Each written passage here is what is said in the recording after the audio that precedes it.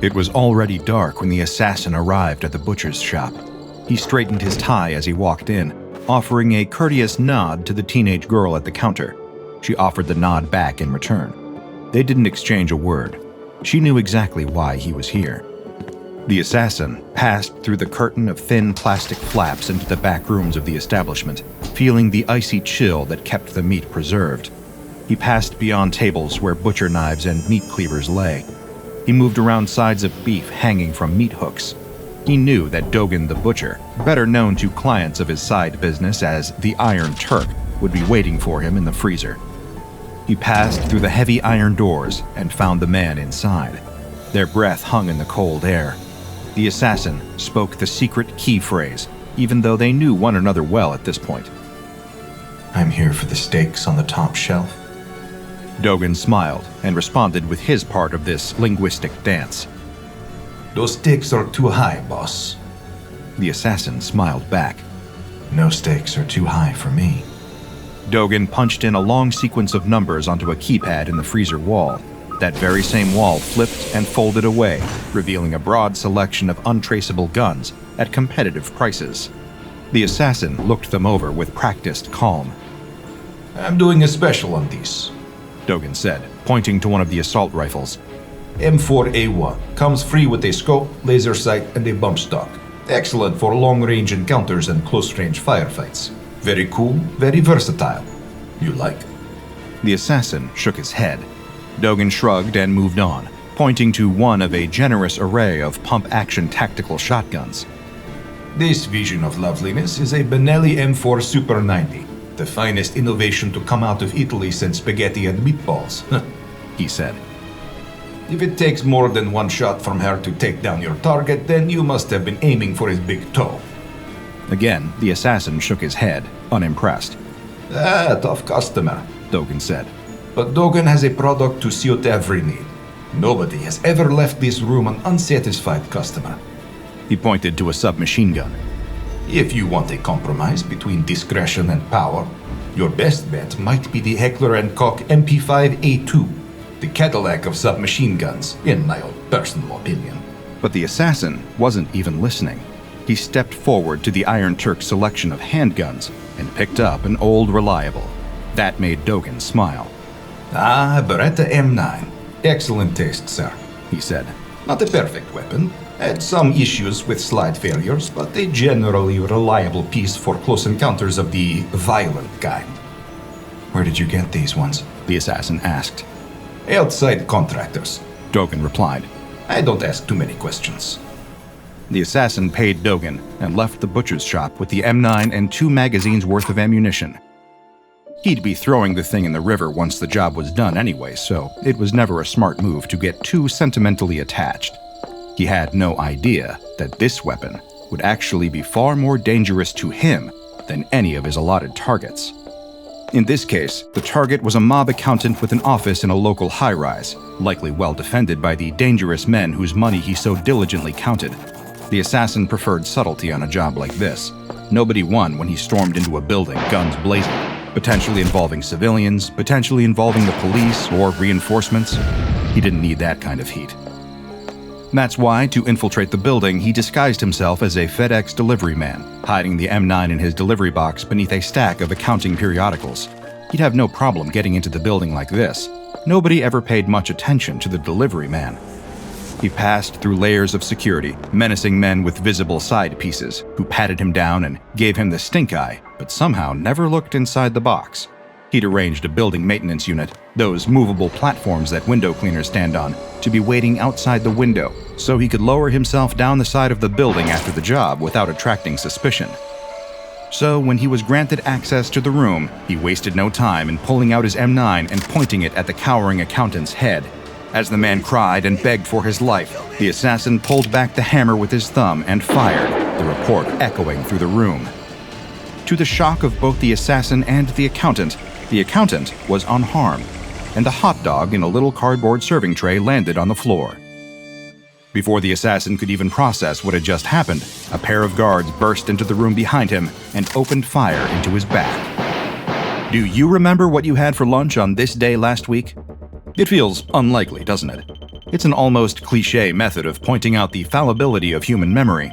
But even if you don't remember, if you're willing to gamble with a 40% chance of death, there's an infallible method of recalling: SCP-3118, also known as the Lunch Gun.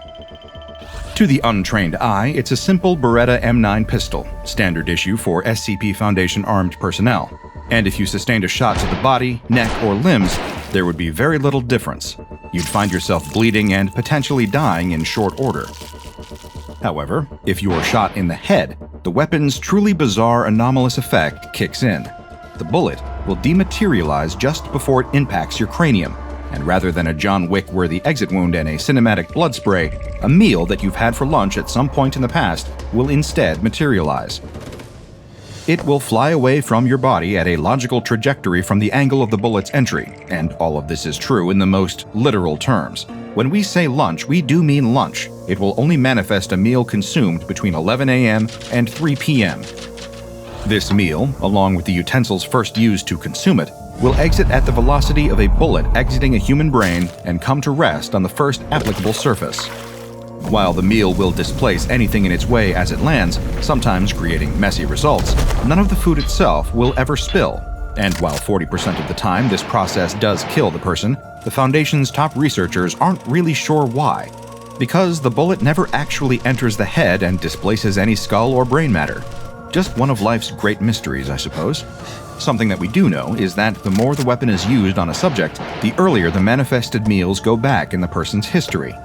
The recreations are perfect replicas down to the tiniest detail, and much like SCP-458, the Endless Pizza Box, one has to wonder whether this is technically a path to ending world hunger, if they can fix the whole occasionally kills the subject part anyway. Speaking of subjects, the Foundation has several case files of instances where the lunch gun has been tested on humans, sometimes accidentally. The discovery of the anomalous weapon was actually a complete accident, as research assistant Cody Craybaum found out about the anomaly's existence while off the clock. After a bout of work-related stress and some domestic trouble with his fiancée, research assistant Craybaum purchased a gun for personal use.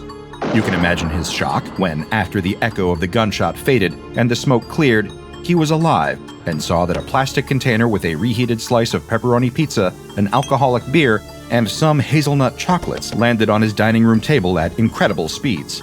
Not only had he discovered a new anomaly, he also felt as though he was being given a sign that it was time to check himself in with the Site-22 psychologist. He's now undergoing therapy and is doing much better, you'll be pleased to know. The Foundation has since started testing the lunch gun on members of D-Class personnel. These are the results of those tests.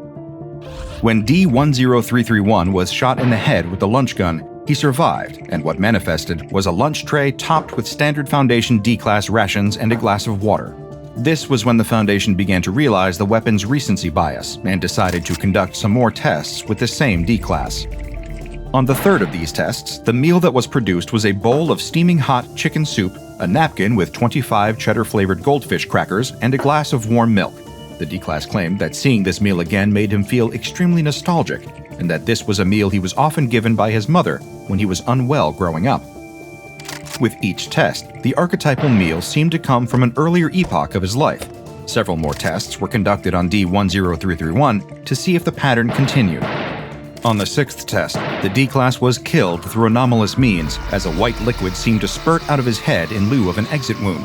Later tests found that this liquid was, perhaps unsurprisingly, human milk, the first meal he would ever have consumed back when he was an infant. They decided to conduct a series of tests on a different D-Class, which produced another strange and interesting result that was then appended to the official SCP-3118 file. After being shot, a cluster of live ants shot out of the D-Class's head. It goes without saying that this provoked a few follow-up questions from the attendant researchers, and the D-Class frankly explained that when he was a teenager, a bully had forced him to eat a handful of ants. After he did it, the bully was seriously impressed that he was able to do it, and the two of them became friends. The researchers couldn't find a consensus on whether they found this story to be wholesome or disturbing. Working at the Foundation warps your perspective on these matters.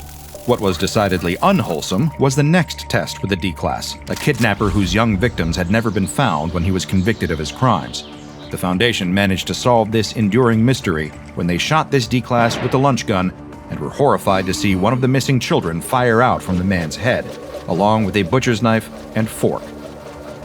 It had many of them reconsidering how harsh they'd been on the experiment with the ants, and the less said about all this, the better.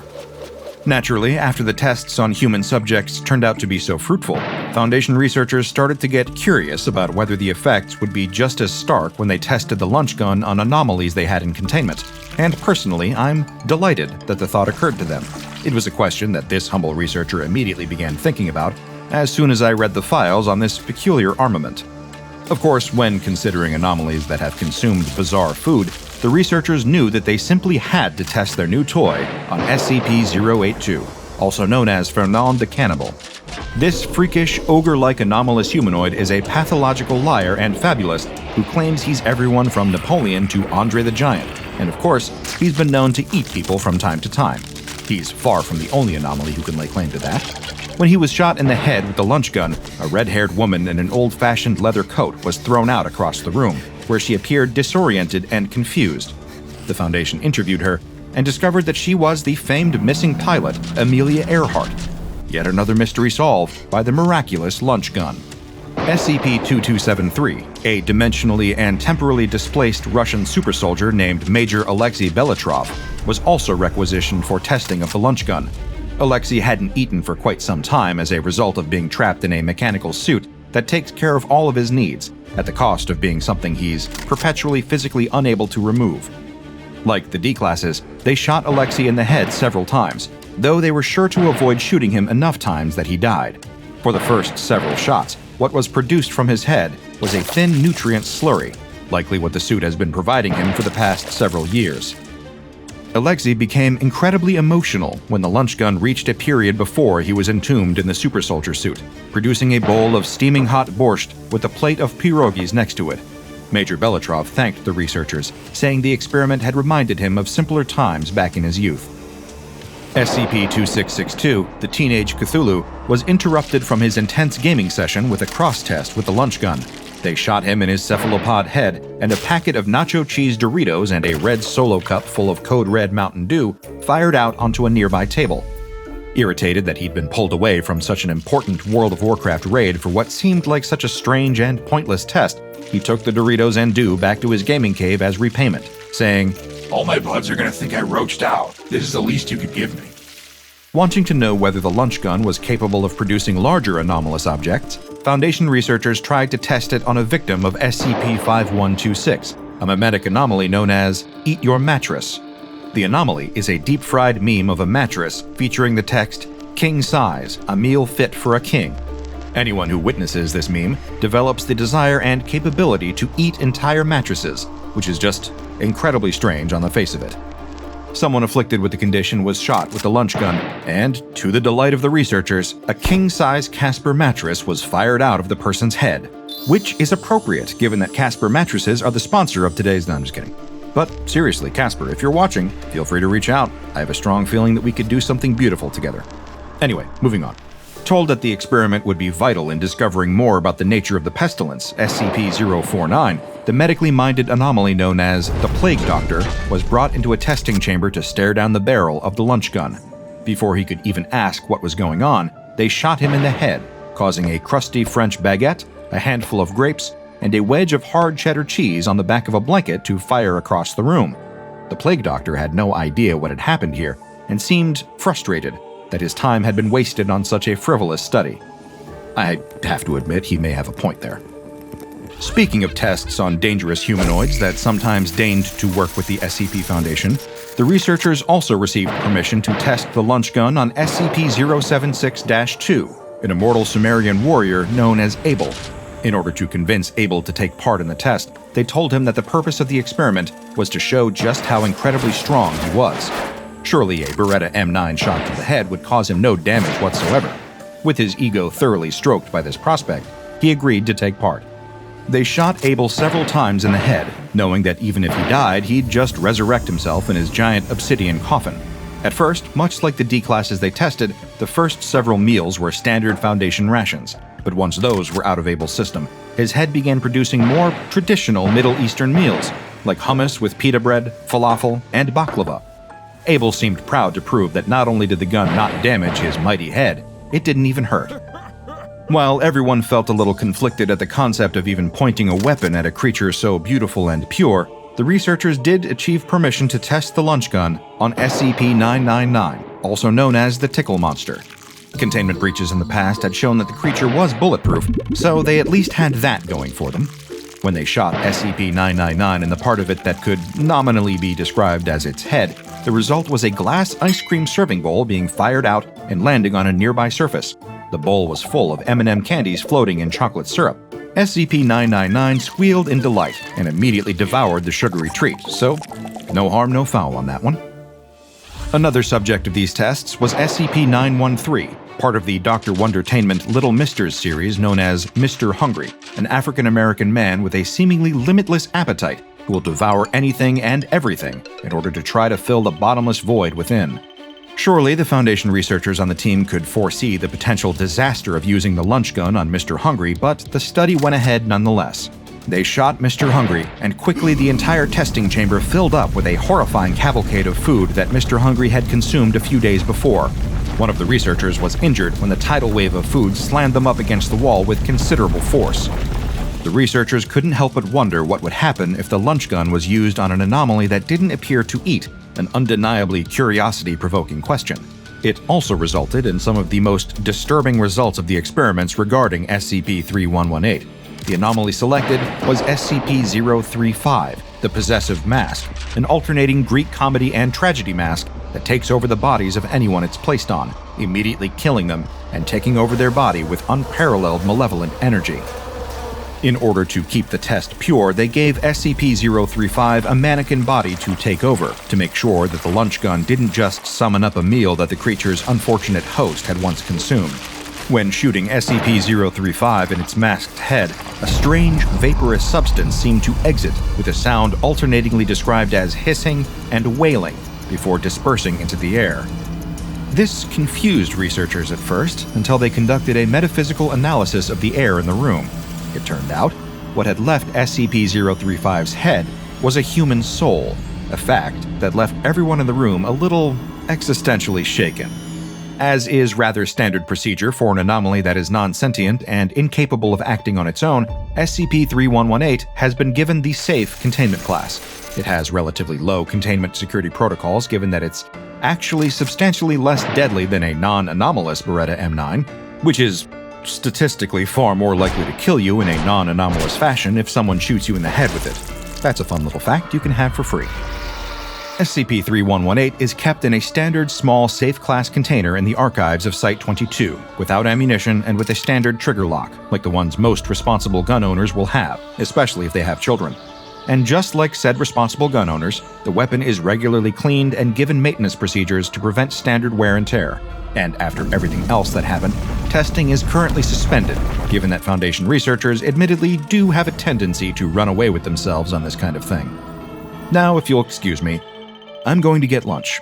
Researching anomalies can be hungry work. Check out the DrBob Patreon and become a junior researcher today. Now go and watch another entry from the files of DrBob, like SCP-1550, Dr. Wondertainment's Custom Pets, Top 12 SCP Animals compilation.